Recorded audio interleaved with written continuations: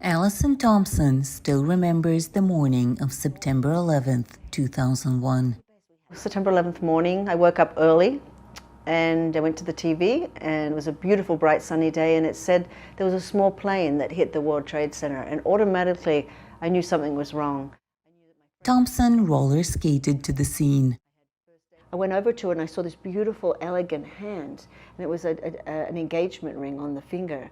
And I was just so stunned by this hand, and I thought there was someone behind it, so I went and just started removing some of the rubble from the hand, and then I pulled at it and it was just an arm, and I actually threw it on the ground and I just screamed. Iron worker in the back of a truck with a bullhorn, and he said, anyone with any military background, go over there, and anyone with any medical over there. So I joined the medical group. So from there on, we just lived in the streets. She recalls how seeing people unite in the darkest hour changed something inside her, and she just knew volunteering was what she needed to do.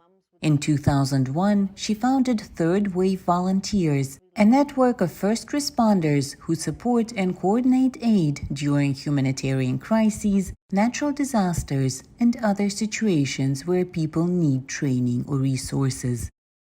In the future after that, I'd call them and I'd say, hey, there's a great tsunami that's killed 300,000 people in 13 countries. Do you want to come for a week? We can do something, you know? So they would join us, and then it would just grew and grew from there, and people joined us. So it started to grow this great army around the world, an army of love.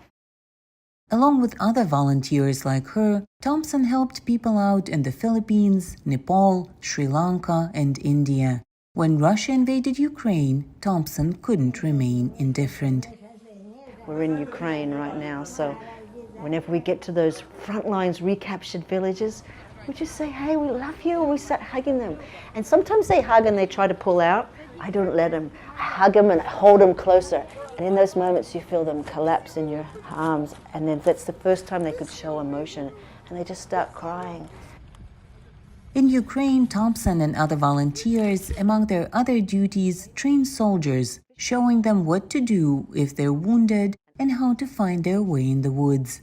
She says they train about 100 men every 4 days. Even though it's 10 Russians to 1 Ukrainian on the front lines, we feel the love of the whole world. We've never felt that before until September 11th. September 11th, we had the whole world coming together for humanity, and I feel it in Ukraine. Thompson says fear goes away quickly, and what is left is love for the people suffering and prayers that the war ends soon. For Anna Nelson in New York, Anna Rice, VOA News.